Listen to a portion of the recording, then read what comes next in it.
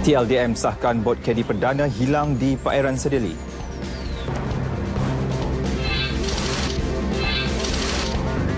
Kuala Lumpur sedia kongsi kepakaran perangi dakwah radikal.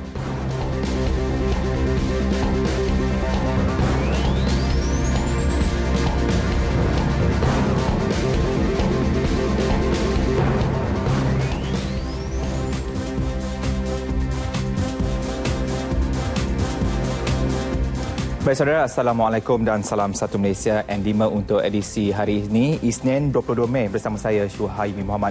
Dan untuk lintas langsung ke negeri-negeri, kita akan mulakan dengan bersama rakan penyampai dari Sarawak bersama Nurjaun Abdullah, dan kemudian kita akan lintas langsung ke Sabah bersama Suaran Shah, dan seterusnya kita akan ke Pahang bersama Hazri Azran Ahmad Khairi, dan lintas langsung akan diakhiri dengan Negeri Sembilan bersama rakan penyampai di sana nanti Syafiq Azrul Zafri. Di semuanya seketika nanti, teruskan kesetiaan anda bersama N5. Saudara, N5 memulakan laporannya. Seorang pegawai TLDM bersama 8 anggota Laskar Kanan ke bawah dikuatiri hilang selepas bot yang membawa pasukan menggeledah terputus hubungan dengan kapal KD Perdana di perairan Sedeli pada 20 Mei lalu. Insiden berlaku kira-kira pukul 1 tengah hari. Dalam kenyataan yang dikeluarkan TLDM, sebelum kejadian, bot berkenaan sedang mengusir beberapa bot nelayan asing yang berada di perairan tersebut. Setelah usaha mencari KD Perdana tidak berhasil, TLDM telah mengaktifkan gerakan mencari dan menyelamat SAR sekitar perairan Sedeli bermula petang semalam menggunakan aset ATM, APMM dan Persatuan Nelayan Sedeli. Posisi terakhir hubungan komunikasi terputus adalah 29 Batu Nautika Timur Tanjung Sedeli Besar. Bilik operasi cari lamat telah ditubuhkan di Markas Wilayah Laut 1, Pangkalan TLDM, Tanjung Gelang, Kuantan. 13 aset Angkatan Tentera Malaysia ATM dan Agensi Penguatkuasaan Maritim Malaysia digerakkan untuk mencari 9 anak kapal KD Perdana yang dikuatiri hilang selepas terputus hubungan di perairan Sedeli, Johor. Bilik operasi mencari dan menyelamat juga telah ditubuhkan di Markas Wilayah Laut 1, Pangkalan Tentera Laut Diraja Malaysia TLDM, Tanjung Gelang, Kuantan. Setakat ini masih belum ada maklumat lanjut sama ada 9 anak kapal yang terdiri daripada seorang pegawai dan 8 Laskar Kanan itu sudah ditemukan atau sebaliknya. 9 anak kapal KD Perdana dikuatiri hilang selepas bot dinaiki terputus hubungan dengan kapal tersebut ketika membuat operasi menghalang kemasukan bot nelayan Vietnam. Bot tersebut gagal dihubungi sejak pukul 8.13 malam tadi. Kali terakhir ia dikesan di kedudukan 29 Batu Nautika dari darat di perairan Tanjung Sedeli, Johor. Aset-aset ATM dan Maritim Malaysia yang ditugaskan dalam operasi mencari dan menyelamat. Senarai kru kapal KD Perdana yang hilang ialah Lieutenant Muhammad Hidir Yusof, Muhammad Zaidi Rahim, Muhammad Rabizi Rozian, Muhammad Nurul Syahiran Salwi, Muhammad Akmal Nizam Amdan, Suhaimi Samsudin, Faisal Iskandar Alias, Muhammad Fitri Abdul Malik dan Zulhusni Syarhuddin.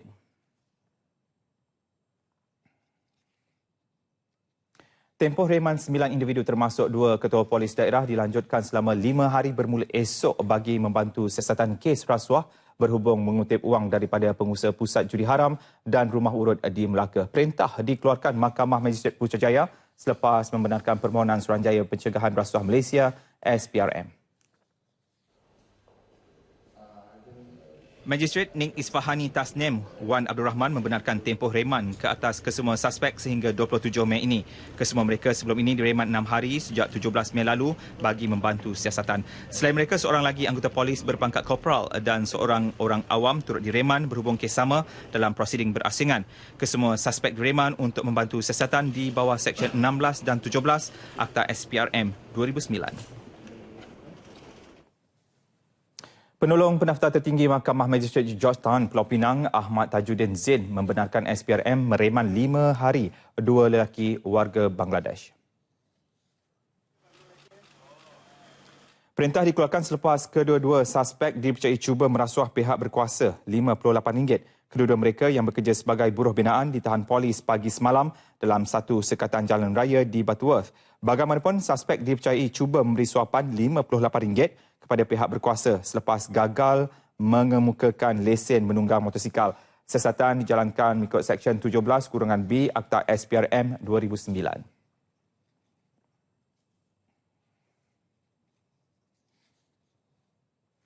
Suspek kes tembak mati seorang wanita di Kampung Kakai Surian, Sarawak semalam direman bagi membolehkan pihak berkuasa membuat siasatan lanjut. Mengesahkan perkara itu, Pesuruhjaya Polis Kontijen Negeri Datuk Mazlan Mansor. Siasatan awal mendapati motif pembunuhan suspek yang juga anggota polis berpangkat inspektor itu lebih menjurus kepada soal pribadi.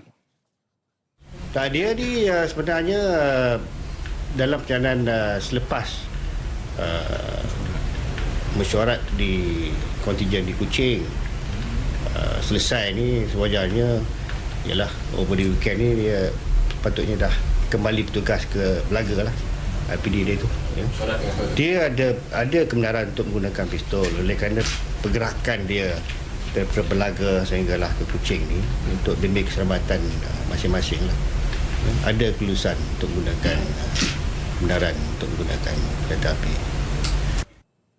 Datuk Mazlan berkata demikian di Miri. Dalam kejadian sekitar pukul 3.15 petang semalam, suspek dipercayai telah menembak mangsa yang dikenali sebagai Kristi di sebuah rumah di kampung Kakai, Serian sebelum melarikan diri. Suspek bagaimanapun ditahan kira-kira pukul 9.30 malam tadi di hadapan sebuah pasaraya di Matang, Kuching. Turut dirampas sepucuk pistol serta kelopak yang berisi 14 butir peluru, kelopak peluru warna hitam berisi 15 butir peluru dan 3 telefon bimbit termasuk bekas tin berisi 20 butir peluru. Hasil ujian yang kencang juga mendapati suspek positif dadah jenis amfetamin dan metafetamin. Kes disiasat di bawah Seksyen 302 Kanun Keseksaan. Sebuah hotel 4 bintang di Georgetown, Pulau Pinang dijadikan lokasi satu sindiket menawarkan kegiatan tidak bermoral dengan kadar bayaran antara RM180 hingga RM200. Bagaimanapun, bertindak atas maklumat dan risikan, kegiatan sindiket berkenaan bersama sekumpulan pelacur asing itu tumpas. Ketua Jabatan Siasatan Jenayah Negeri SAC Zainal Samah ketika dihubungi mengesahkan mengenai penahanan itu. Malam tadi, sepasukan pegawai dan anggota polis bahagian kongsi gelap maksiat dan perjudian di 7 IPK Negeri menyerbu hotel berkenaan dalam operasi 3 jam. 7 pelacur warga Thailand, Vietnam, China dan Indonesia berusia dalam lingkungan 20-an ditahan bagi membantu siasatan. Bagaimanapun, ketika operasi terdapat antara mereka enggan memberi kerjasama membuka pintu menyebabkan pihak berkuasa terpaksa memecahkan pintu hotel. Difahamkan golongan pelacur berkenaan dikawal sindiket yang menawarkan khidmat mereka melalui aplikasi WeChat dan hanya pelanggan yang ditapis terlebih dahulu dibenarkan masuk ke hotel berkenaan. Dan kita beralih ke sidang DUN Pulau Pinang. Adun Pulau Betong, Datuk Farid Saad menegaskan dasar yang dipraktikan kerajaan negeri iaitu cekap, accountability dan telus CAT telah lama berkubur. Ini kerana dalam usulnya agar penjawat awam dan pentadbir kerajaan negeri itu mengambil cuti sekiranya berdepan masalah perundangan ditolak sepenuhnya. Speaker DUN Lau Heng Kiang. Usul itu antara lain memohon mana-mana penjawat awam dan pentadbir awam di negeri yang berdepan dakwaan di mahkamah disaran bercuti sehingga selesai siasatan ditolak. Tambahan pula, Speaker mengemukakan satu ketetapan di bawah perkara 12 Perlembagaan Negeri untuk menolak usul terbabit.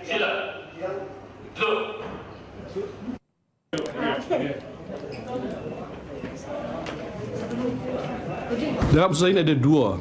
Satu, anggota pentadbiran. Yang kedua, penjawat awam.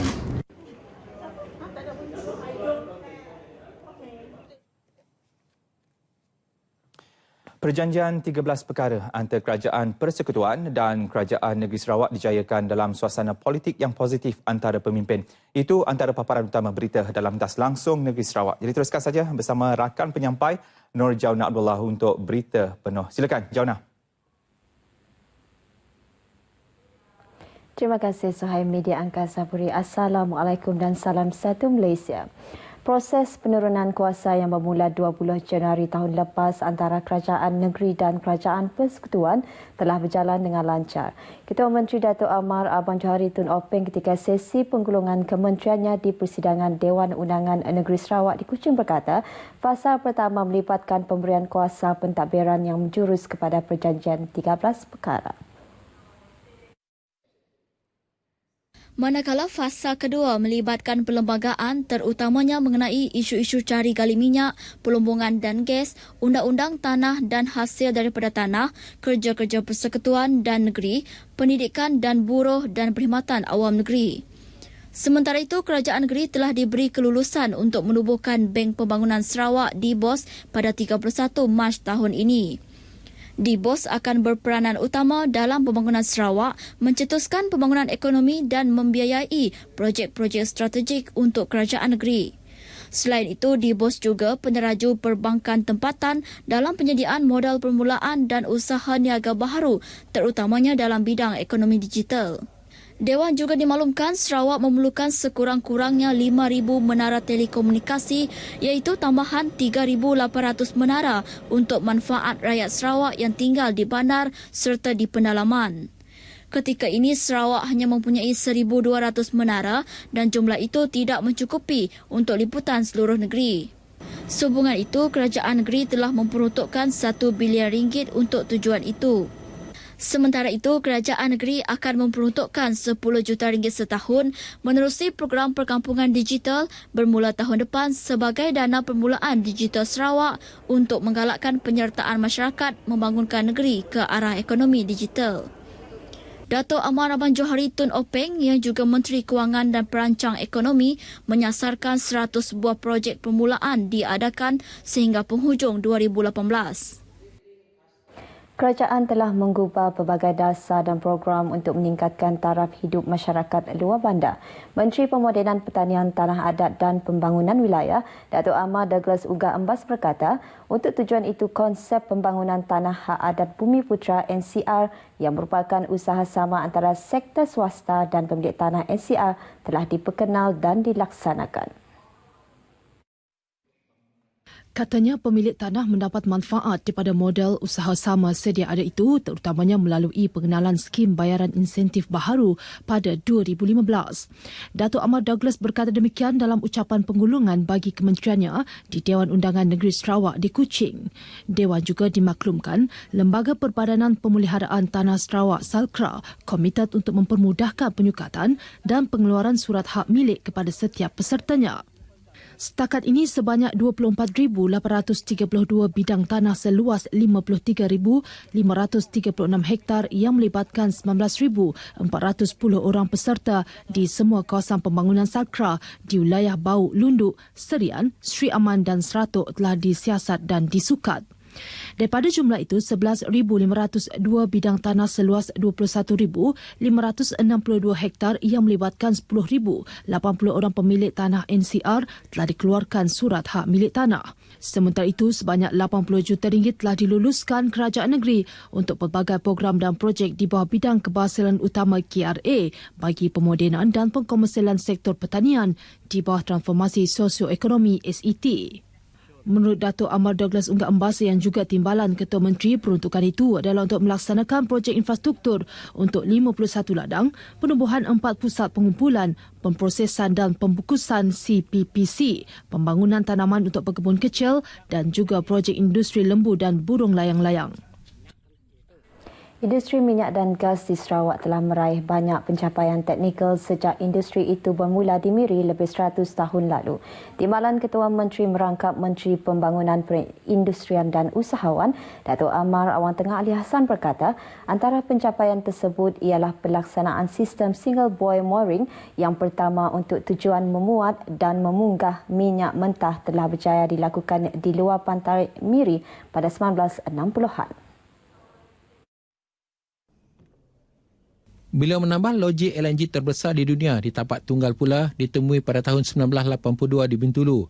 Manakala sebelum itu, gas pertama yang menjadi logik perintis yang kukuh dengan produk petrokimia sintetik yang unik juga ditemui di Bintulu pada 1993. Selain itu, pusat operasi sebenar atau RTOC yang pertama untuk pengurudian di seluruh rantau Asia Pasifik iaitu melibatkan China ke New Zealand telah ditubuhkan di Miri pada tahun 2006. Manakala logik LNG terapung yang pertama di luar pantai Bintulu telah mula beroperasi baru-baru ini.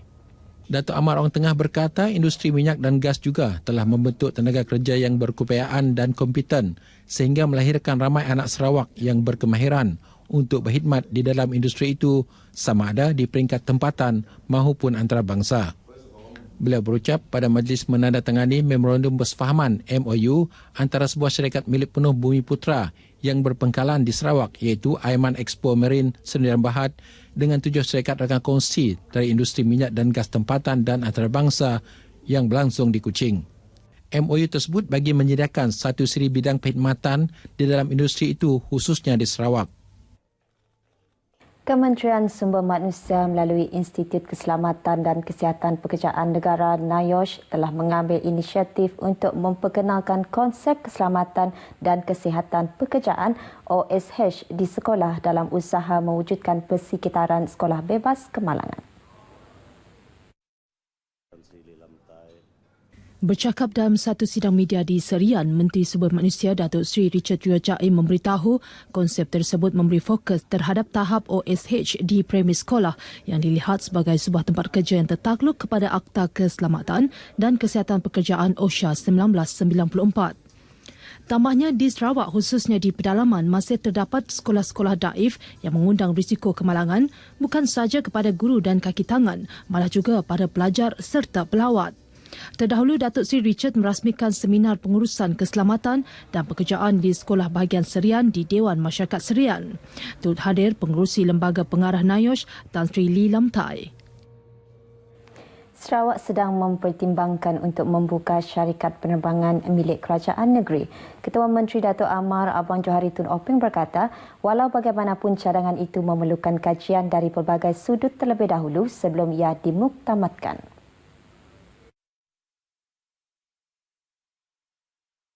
Masih lagi kita bincang, saya pun program, saya lain nak buka airline kita pun jadi usi pilot ni agak mengubah sejak mahal gini tu pilot kenanya pun economicsnya based on your load, then you have to promote aggressively to get the load. Katanya dengan adanya syarikat penerbangan tempatan sendiri kelak, ia secara tidak langsung akan memberikan peluang yang lebih besar kepada Bumi Kenyalang untuk menganjurkan pelbagai kejohanan sukan atau program bertaraf antarabangsa.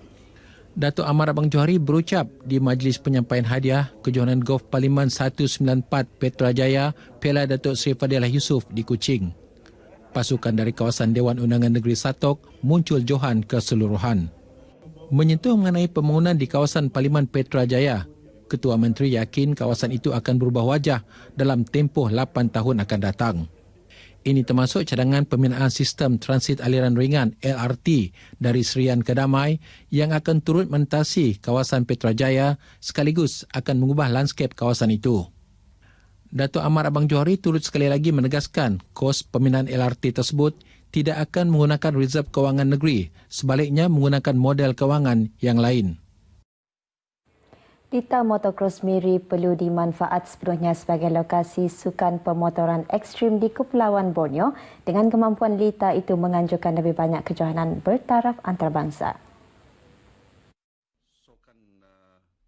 Menteri Muda Pelancongan Datuk Lee Kim Shin mencadangkan agar Persatuan Automobil Malaysia AAM, Kementerian Belia dan Sukan serta Kementerian Pelancongan dan Kebudayaan Sarawak bekerjasama dalam menganjurkan sebuah kejohanan bertaraf antarabangsa pada masa depan sekaligus melonjak sukan pemotoran selain merancakkan ekor pelancongan di negeri ini. Jelas beliau, litar tersebut telah diakreditasikan oleh AAM sebagai kemudahan sukan bertaraf antarabangsa. Beliau ditemui pemberita selepas merasmikan penutupan kejohanan motocross Borneo 2017 di litar go-kart dan motocross Permajaya di Miri. Seramai 70 peserta menyertai kejohanan 2 hari itu yang terbahagi kepada 6 kategori.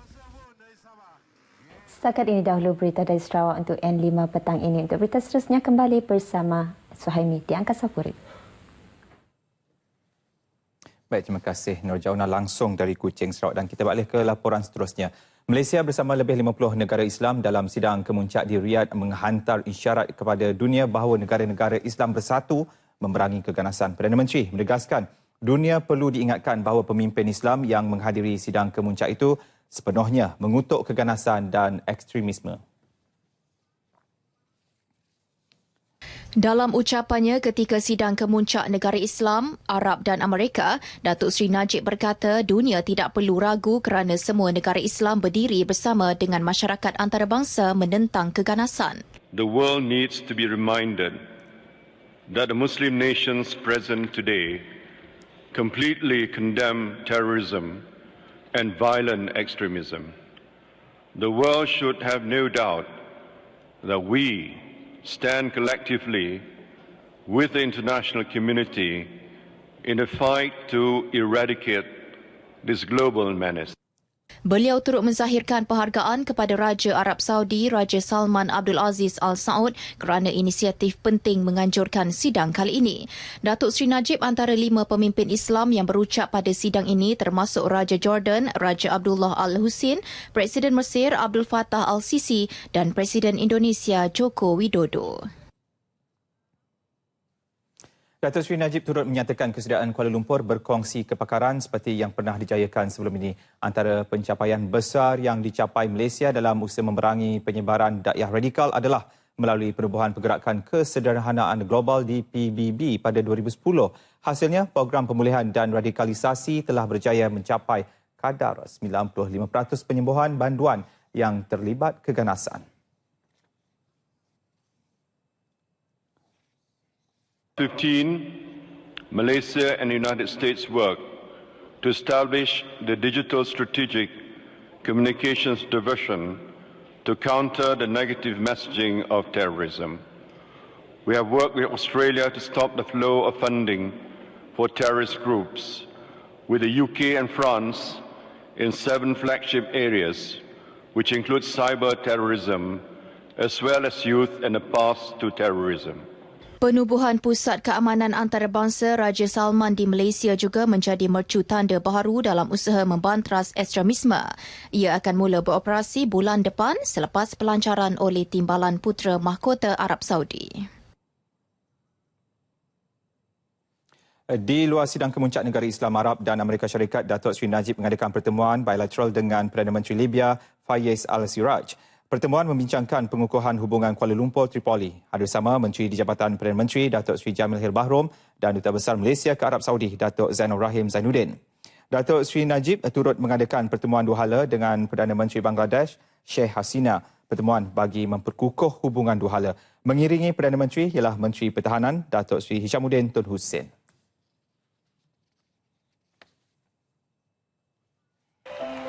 Baik saudara, terima kasih kerana masih setia bersama kami di N5 dan kami teruskan lintas langsung kedua petang ini dari Sabah mengambil tempat terus saja langsung ke Kota Kinabalu bersama sahabat saya di sana, Suaran Shah. Silakan. Baik, terima kasih Suhaimi di Angkasa Puri. Assalamualaikum dan salam satu Malaysia. Sabah memerlukan modal insan yang mempunyai jati diri yang kukuh, berpengetahuan, berkemahiran tinggi, produktif dan inovatif bagi menyumbang kepada pembangunan dan kemajuan negeri dalam pelbagai bidang termasuk dalam industri minyak dan gas negara. Ketua Menteri Datuk Seri Panglima Musa Haji Aman berkata, dalam membangunkan modal insan berkualiti, guru memainkan peranan penting dalam menggilap potensi pelajar, membimbing dan membentuk akhlak mereka. Menurut Datuk Musa, keikhlasan, kecekalan dan kecemerlangan guru juga memainkan peranan utama dalam mengembangkan potensi individu sehingga melahirkan insan yang berpendirian, progresif dan berwawasan dalam mendukung kemajuan negara. Datuk Musa berucap merasmikan sambutan Hari Guru Peringkat Negeri kali ke-46 di Beaufort. Sementara itu, Jabatan Pendidikan Negeri Sabah sedang berusaha melantik guru-guru kelahiran negeri ini bagi mencapai dasar 90-10, iaitu dasar 90% guru tempatan dan 10% guru luar mengajar di Sabah. Berucap dalam majlis sama Pengarah Pendidikan Negeri, Datuk Hajah Maimunah Haji Sohaibul berkata, setakat ini 82.9% atau 21,651 guru sekolah rendah merupakan anak tempatan, manakala sekolah menengah pula sebanyak 76% atau 11,104, iaitu kekurangan bagi guru subjek pendidikan Islam dan bahasa Inggeris. Dalam majlis sama, Datuk Maimunah turut berkongsi kejayaan Sabah dalam bidang pendidikan, termasuk kejuaraan bagi keseluruhan MSSM kali ke-57 selepas 41 tahun dan pengiktirafan seorang guru bahasa Inggeris dari Sabah yang tersenarai antara 50 guru terbaik dunia melalui anugerah guru global dan terpilih sebagai ikon guru peringkat kebangsaan dan negeri sebenar sambutan Hari Guru tahun ini. Program penjelasan isu-isu semasa terus menjadi agenda utama Pertubuhan Bumis Bersatu Sabah USBO dalam siri jelajahnya ke seluruh negeri ini. Presidennya Tan Sri Pandikar Amin Haji Mulia berkata perkara itu penting bagi meneruskan agenda pembangunan dan perpaduan rakyat. Berucap dalam program Jelajah Usbo ketiga di Batu Sapi Sandakan, Tan Sri Pandikar berkata Usbo sebagai gabungan Barisan Nasional akan terus menjadi suara ketiga dalam menyalur dan menyampaikan dasar kerajaan yang banyak memberi manfaat kepada rakyat. Beliau turut meminta ahli-ahli Usbo agar terus memberikan sokongan kepada Barisan Nasional dalam pilihan raya umum ke-14 akan datang. Selain itu, beliau turut menasihatkan generasi muda agar tidak terpengaruh dengan dakwah dan muslihat pembangkang untuk mengubah kerajaan. Ini kerana berubah dan mengubah kerajaan bukan sesuatu perkara yang mudah. Justru beliau yang juga Speaker Dewan Rakyat mahu rakyat khususnya generasi muda untuk berhati-hati dengan manipulasi maklumat serta fakta dan tuduhan liar yang sering dilemparkan kepada kerajaan seolah-olah kerajaan tidak berbuat apa-apa bagi membela nasib rakyat. Rakyat di Kota Beluk bakal menikmati kesan positif menerusi pelaksanaan projek jelapang padi daerah Kota Beluk yang kini giat dibangunkan. Projek yang dijangka mampu mengeluarkan padi sehingga 6 tan metrik menjelang tahun 2020 bermatlamat melestarikan jelapang padi Kota Beluk dalam aktiviti ekspor negara sekaligus membangun hidup rakyat menerusi agro makanan berasaskan padi. Ikuti butirannya menerusi laporan wartawan Saleh Jikri. Projek jelapang padi Kota Beluk yang melibatkan 4,000 petani aktif di kawasan seluas 8,500 hektar meliputi beberapa kampung ini dibangunkan. Kementerian Pertanian dan Industri Asas Tani MOA menerusi seliaan kawasan pembangunan pertanian bersepadu AIDA Kota Beluk dengan anggaran kos lebih RM300 juta. Di bawah AIDA Kota Beluk ini kita telah reservekan peruntukan sekitar RM360 juta sehingga 2020 dan kita telah desainkan pembangunan itu secara berfasa di dalam 10 pakej yang akan kita laksanakan dan sehingga kini 3 pakej sedang berjalan.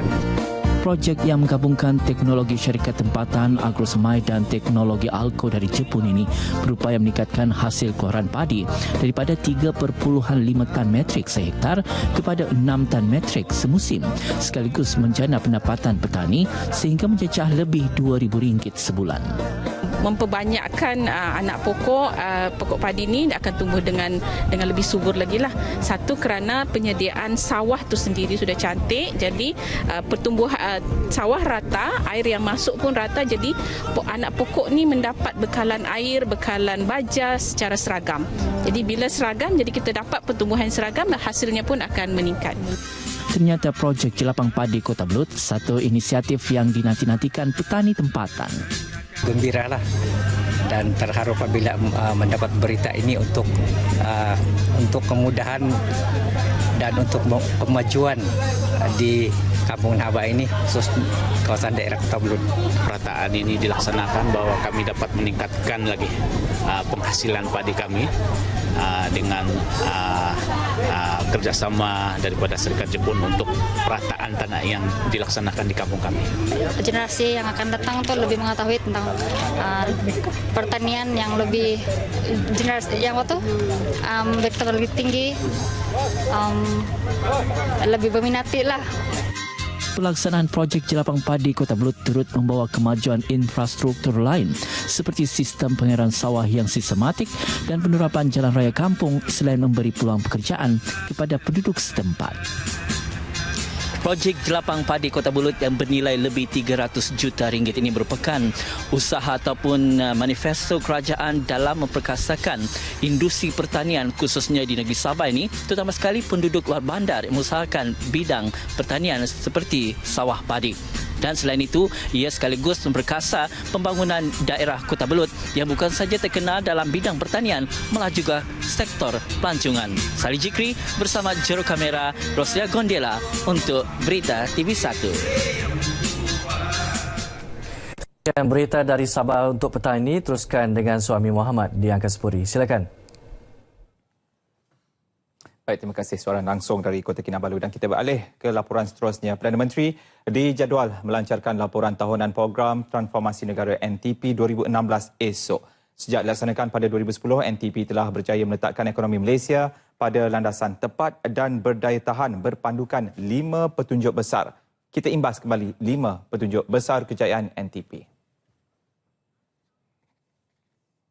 Petunjuk pertama dari sudut keluaran dalam negara kasar KDNK, Malaysia telah mencatat pertumbuhan purata KDNK 5.6% sejak 2010 meskipun dalam suasana ekonomi global yang mencabar.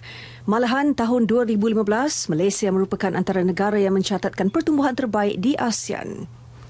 Petunjuk besar kedua, disiplin fiskal. Secara konsisten tahun demi tahun, Malaysia berjaya mengurangkan defisit fiskal kerajaan daripada 6.7% pada 2009 kepada serendah 3.2% pada 2015. Dengan disiplin fiskal yang baik, kos pinjaman adalah rendah dan keyakinan pasaran berkait kedudukan kredit Malaysia akan terus berada pada tahap yang tinggi. Petunjuk besar ketiga, pendapatan negara kasar per kapita. Pendapatan negara kasar ini merupakan pendapatan terkumpul negara hasil daripada antaranya gaji, keuntungan syarikat dan pelaburan swasta.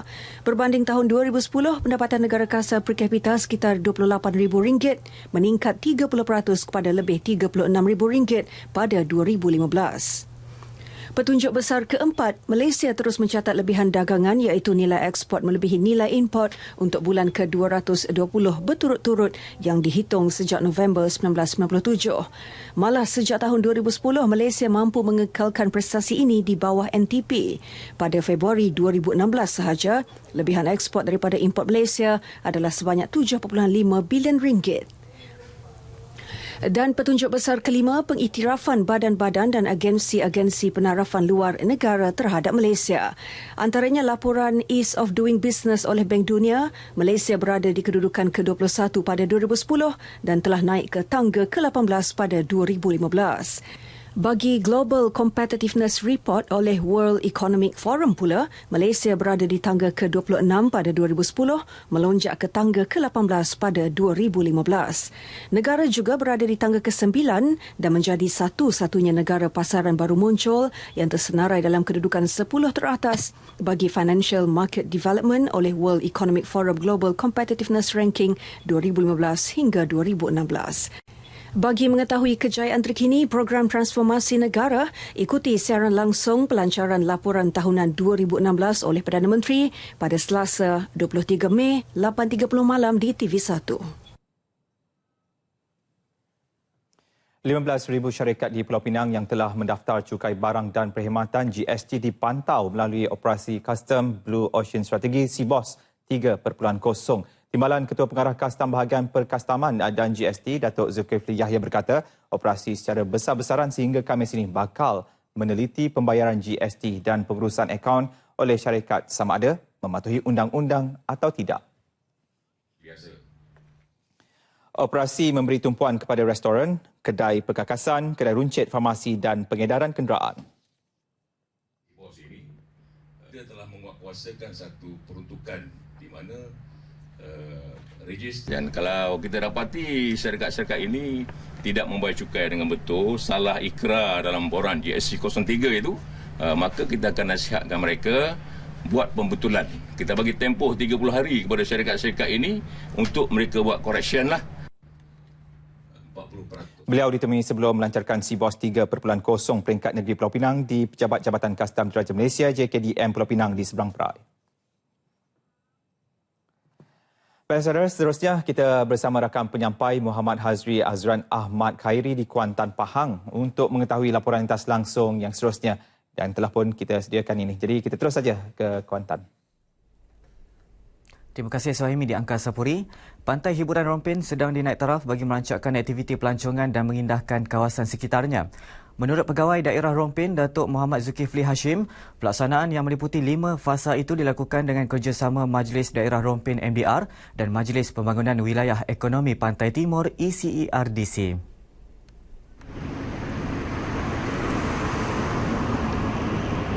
Sementara itu, pengusaha dan peniaga di Rompin juga dipelawa untuk berniaga di sekitar pantai hiburan Rompin bagi mengisi aktiviti hujung minggu. Terdapat pengusaha yang telah menunjukkan minat untuk menjalankan aktiviti ini dan namun mereka ni perlu diberi galakan dan juga bimbingan yang lainlah agar mereka ni untuk terus menjalankan aktiviti perniagaan. Kami di pihak Majlis Daerah Rompin sentiasa mengalu-alukan kedatangan pengunjung dan juga peniaga-peniaga ni bagi memeriahkan dan juga menghidupkan aktiviti-aktiviti pantai di pantai hiburan khususnya. Sementara itu, bagi tahu melawat Pahang, daerah Rompin akan menganjurkan Royal Pahang Billfish Rompin Fest yang akan diadakan di Pantai Hiburan Rompin serta Start in Tioman yang setiap tahun diadakan sempena menyambut Bulan Kemerdekaan. Jabatan Bomba dan Penyelamat Malaysia JBPM Pahang giat melaksanakan pemeriksaan keselamatan di semua bangunan terutama di sekolah agama, kerajaan dan swasta di negeri ini secara berperingkat dan dijangka siap sepenuhnya menjelang 2019. Pengarahnya Dato' Abdul Wahab Mat Yassin berkata setakat ini 20% sekolah agama telah diperiksa daripada 137 buah sekolah.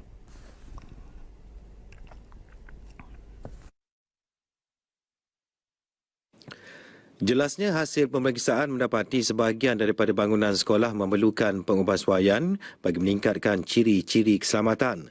Namun jelas Dato' Abdul Wahab, masih terdapat beberapa sekolah di negeri ini yang masih tidak memenuhi piawaian keselamatan seperti tidak mempunyai alat pemadam api dan pengesan asap di beberapa ruang tertentu khususnya melibatkan bilik tidur pelajar. Di peringkat Jabatan Bomba, kita telah pun mengadakan pemeriksaan keselamatan.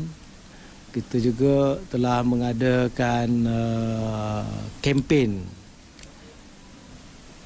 di sekolah-sekolah tersebut sendiri secara berperingkat lah. Serta mengadakan demonstrasi, ceramah dan demonstrasi tentang bahaya dan teknik pemadaman penggunaan alat pemadam api untuk memadam kebakaran. Beliau ditemui selepas merasmikan Hari Anggota Bomba Sedunia 2017 peringkat negeri Pahang di Kuantan. Imperial ASEAN Hospitality Challenge IAHC 2017 yang diadakan dengan kerjasama Imperial College dan Majlis Belia Malaysia baru-baru ini mendapat penyertaan 10 institusi pengajian tinggi awam dan swasta serta 5 sekolah di Kuantan. Pertandingan mencungkil bakat pelajar dalam bidang kulineri itu adalah yang pertama dianjurkan di Pantai Timur bagi mengetengahkan bakat mereka.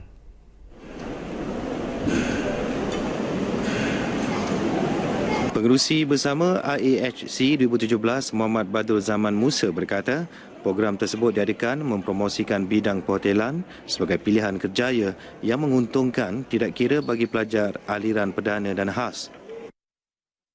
So daripada sinilah kita cungkil bakat-bakat yang ada pada pelajar dan di sini jugalah diorang boleh mempraktikkan ataupun diorang boleh menunjukkan apa yang diorang belajar di kolej dan diorang boleh mempraktikkan ataupun menunjukkan bakat diorang tu sewaktu pertandingan seperti beginilah. Pertandingan yang berlangsung di Bukit Gambang Resort itu turut mendapat hampir 200 penyertaan dalam pelbagai kategori termasuk penyertaan dari 4 negara ASEAN iaitu Indonesia, Cambodia, Myanmar dan Vietnam. Pilihan ini saya ada tandingan shaker, lepas tu flambe. Dua tu lah kategori yang saya ambil. Rasa bagus tak pertandingan tadi? Alhamdulillah lah, memang bagus lah saya ni. Better masuk dalam bidang kemahiran sebab sekarang kan orang lebih memandang kemahiran untuk masa depan diri masing-masing lah macam tu. Paparan itu mengakhiri sumbangan berita dari Pahang. Kembali kepada Suhaimi di Studio 3 untuk berita seterusnya. Silakan.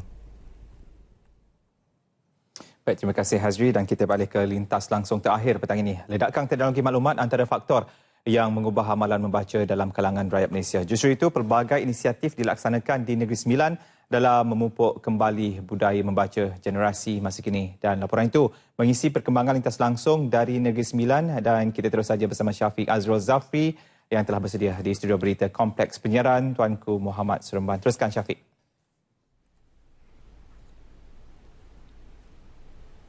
Syuhaimi di Studio 3 Angkasa Puri. Terima kasih.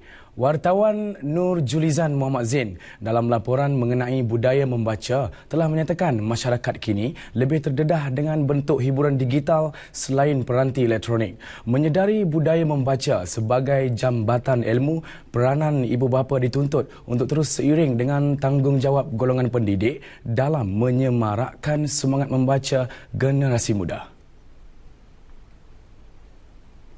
Budaya membaca terus dididik dalam kalangan pelajar seperti mana yang dilaksana Sekolah Kebangsaan Cengkau Rembau. Sekolah ini merupakan sekolah kluster kecemerlangan bakal mewakili Negeri Sembilan dalam pertandingan Pusat Sumber Sekolah Cemerlang Julai ini. Pengurusan sekolah juga telah melengkapkan pusat sumber dengan bahan bacaan berinovasi.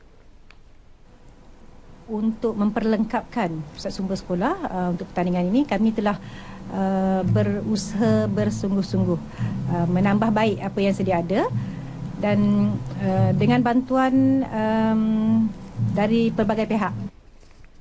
Lebih menarik, pelaksanaan program Nilam iaitu Nadi Ilmu Amalan Membaca juga telah memberi galakan berterusan kepada kumpulan sasar. Jadi Nilam adalah salah satu program yang memang kita gerakkan daripada awal murid tahun 1 sehingga tahun 6. Dan matlamat sekolah adalah bukan sahaja setiap murid perlu mencapai darjah 1 sehingga darjah 3 25 buah buku setahun. Malah tahun 4, 5 dan 6 kita sasarkan 50 ke atas. Penganjuran seperti ini juga diyakini asas pembentukan modal insan yang cemerlang dalam melahirkan generasi berdaya maju. Saya selalu membaca buku-buku cerita, bahan-bahan ilmiah, buku ensiklopedia.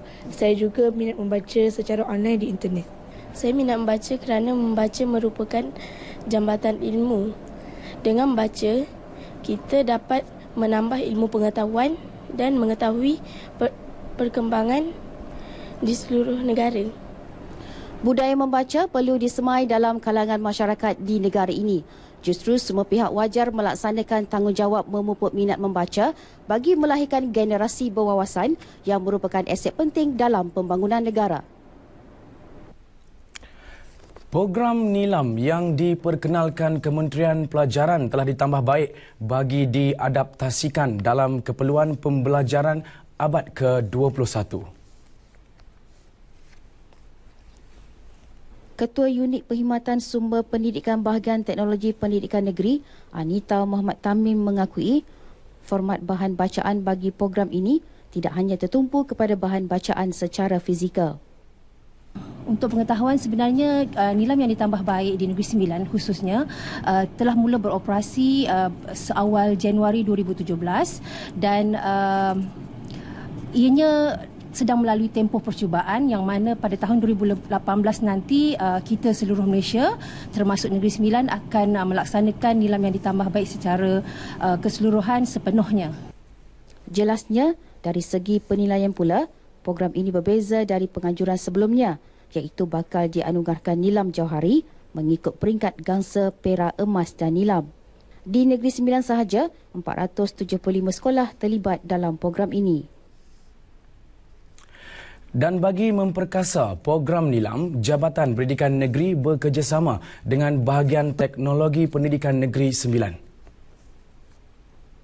Pengarah Jabatan Pendidikan Negeri Rusdi Abi Jalil memberitahu matlamat utama program Nilam yang telah ditambah baik bertujuan melestarikan budaya membaca lebih berkualiti dan membantu meningkatkan ilmu pengetahuan. Jadi maknanya semua pelajar kita galakkan untuk membaca dan di sekolah memang ada program Nilam. Memang tak dinafikan lah. Tapi untuk menilainya adalah BTPN. Jadi kami kerjasama. Justru inisiatif yang dilaksanakan ini diharap dapat memperhebatkan budaya membaca menerusi penglibatan semua pihak termasuk komuniti setempat serta agensi kerajaan. Setakat ini sahaja perkembangan dari Negeri Sembilan. Kembali semula ke Studio 3 bersama Syuhaimi untuk perkembangan lain N5 selepas ini. Baik, terima kasih Syafiq langsung dari Negeri Sembilan dan kita beralih ke laporan seterusnya dalam N5 petang ini. Penubuhan sebuah majlis bagi melaraskan pembangunan serta pelaksanaan standard secara menyeluruh di negara ini bakal dicadangkan Kementerian Sains, Teknologi dan Inovasi MOSTI. Majlis berkenaan bakal dianggotai 22 agensi persijilan terdiri 12 agensi luar negara dan 10 agensi tempatan seperti SIRIM, Jabatan Kemajuan Islam Malaysia JAKIM dan Penyelidikan Perhutanan Malaysia FRIM. Menterinya Datuk Wilfred Meadows Tangau menyatakan ia bagi menyatukan semua agensi standard di bawah satu payung. Cadangan penubuhan majlis tersebut bakal diusul dalam perbincangan Kabinet bersama plan tindakan strategik bagi memastikannya dapat dilaksanakan dengan berkesan, sekaligus menggantikan Majlis Pengukuran Negara serta Majlis Standard dan Akreditasi Malaysia.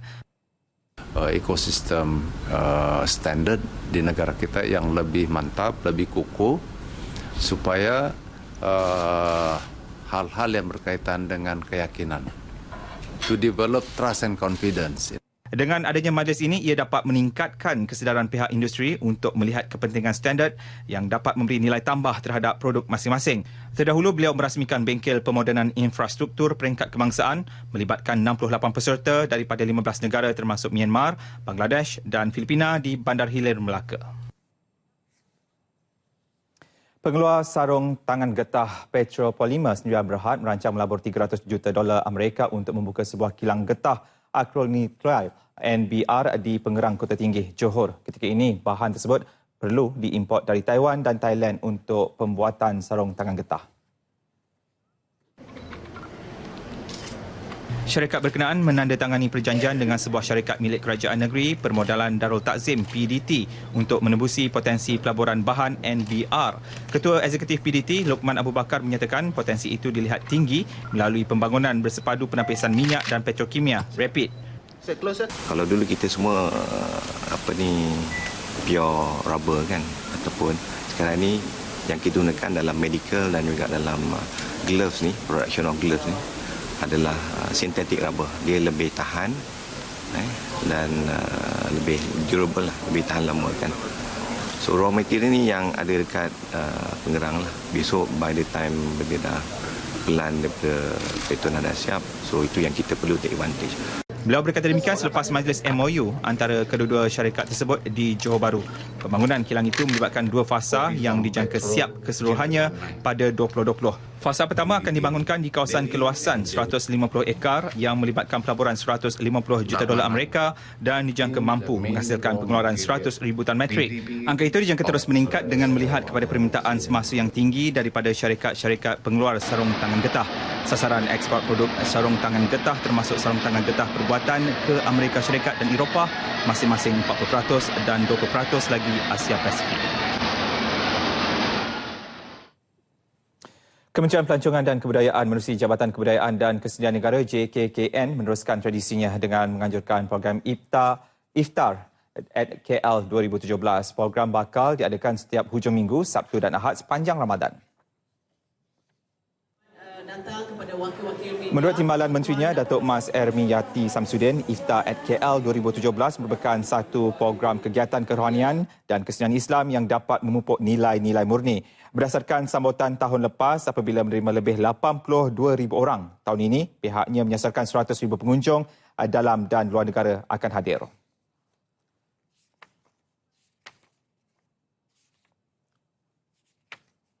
Iftar at KL telah pun berevolusi dengan begitu baik dengan menghasilkan banyak impak positif bukan sahaja kepada industri pelancongan bahkan kepada pembangunan ekonomi dan juga sosial tempatan.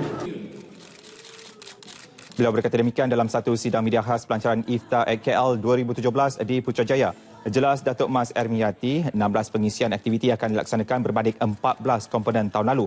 2 pengisian terbaru adalah pameran pelancongan Islam dan kaunter sumbangan feed di Homeless. Iftar at KL 2017 turut mendapat kerjasama di BKL, JAKIM serta pelbagai agensi bukan kerajaan NGO. Berhubung isu rombakan secara besar-besaran Jabatan Siasatan Jenayah Narkotik JSJN di Bukit Aman oleh Polis Diraja Malaysia PDRM, ekoran penahanan 16 pegawai kanan dan anggota jabatan itu yang dipercayai melindungi sedikit dadah. Timbalan Perdana Menteri Datuk Seri Dr. Ahmad Zahid Hamidi menjelaskan PDRM sedang melaksanakan rombakan tersebut secara dalaman namun tidak mengumumkan perinciannya bagi mengelak salah sangka masyarakat. Beliau menyambut baik segala langkah yang dilakukan untuk membetulkan organisasi penguatkuasaan itu. Kerana itu kita komited untuk melakukan rombakan dan perubahan biar kita lakukan dengan langkah terbaik melalui rombakan dalaman. Dan kita komited untuk mendengar denyut nadi rakyat. Kita juga sensitif terhadap sungutan rakyat. Malah kita juga mengikuti dengan dekat komen-komen dari netizen terhadap langkah-langkah yang dilakukan oleh PDRM. Beri kepercayaan kepada saya dan kepimpinan utama PDRM untuk melakukan sesuatu yang baik demi rakyat, demi negara keseluruhannya. Datuk Seri Dr. Ahmad Zahid menyatakan demikian dalam sidang media selepas program Makan Tengah Hari dan Solat Zuhur di Surau Kampung Orang Asli di Bukit Dugang, Dengkil. Sementara itu, Timbalan Ketua Polis Negara Tan Sri Nur Rashid Ibrahim berkata PDRM sedang mempertimbang untuk melaksanakan dasar pertukaran 3 tahun sekali bagi jawatan sensitif dengan lebih tegas. Langkah itu bagi mengelak seseorang anggota dan pegawai bertugas terlalu lama di sesuatu tempat sensitif. Kadang-kadang bukan kita nak tak tukar, tapi bila kita nak lakukan pertukaran tu banyak faktor yang kita kena lihat. Anak sekolah, dia, pertukaran kos, pertukaran dan sebagainya. So maka kadang-kadang di tempat-tempat yang sensitif ni terlalu lama. Terlalu lama ni kadang-kadang kita compromise. So kita sedang melihat balik faktor itu, dan kalau kita rasakan we have to stick kepada polisi 3 tahun sekali, kita akan terus patuh kepada polisi yang telah kita tetapkan. Mengenai penahanan pegawai dan anggota terbabit, Tan Sri Nur Rashid berkata PDRM telah dan sedang mengambil tindakan sewajarnya untuk memastikan para pegawai yang bertugas di tempat sensitif dapat menjalankan tugas dengan penuh tanggungjawab.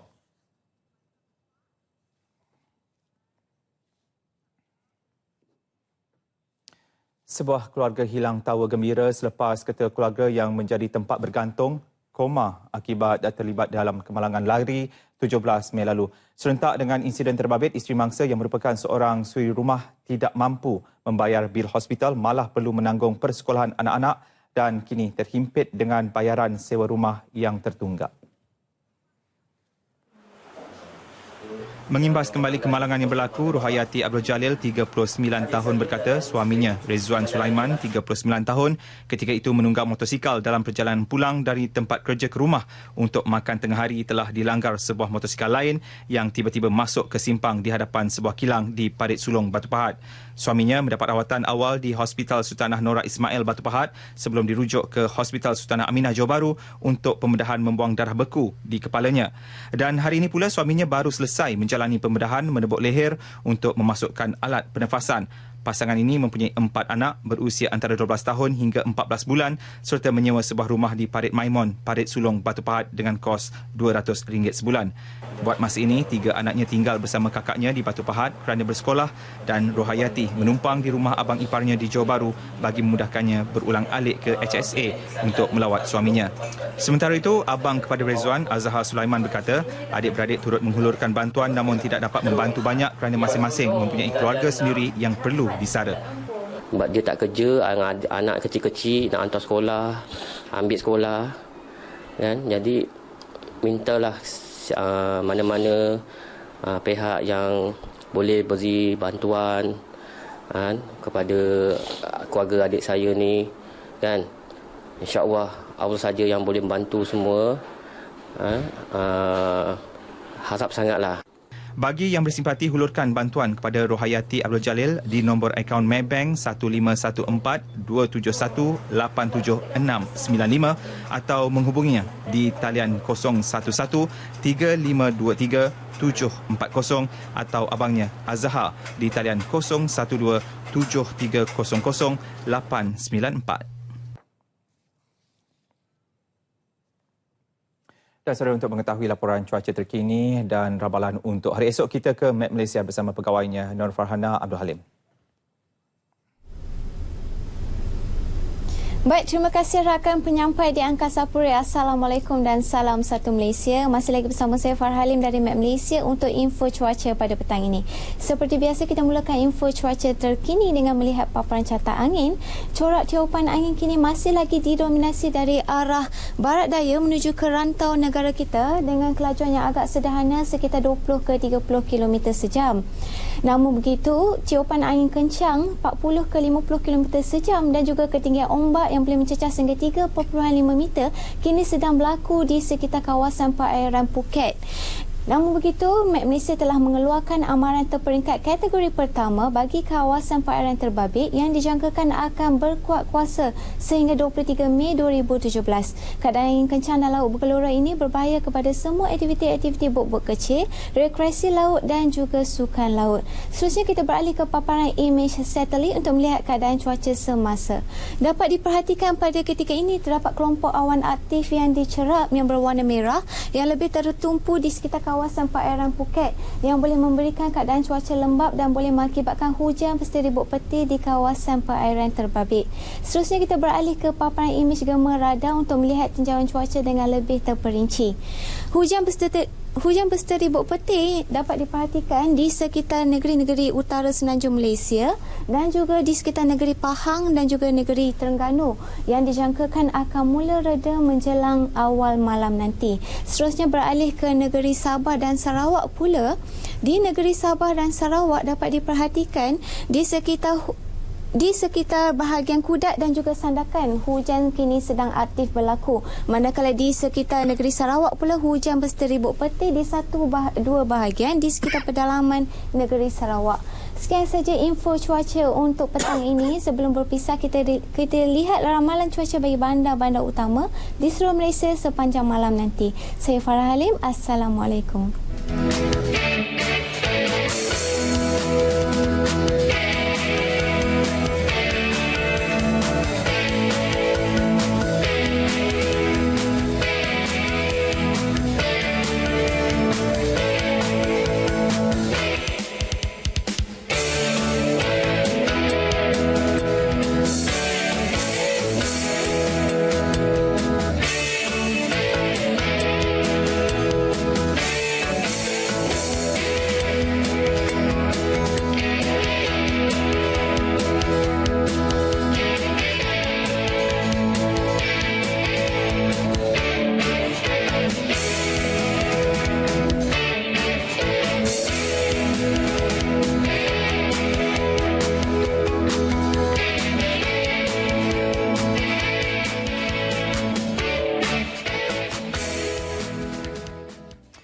Sultan Selangor, Sultan Sharafuddin Idris Shah dan Tengku Permaisuri Selangor, Tengku Permaisuri Nur Ashikin berkenan berangkat ke beberapa lokasi tarikan pelancong di Skincan.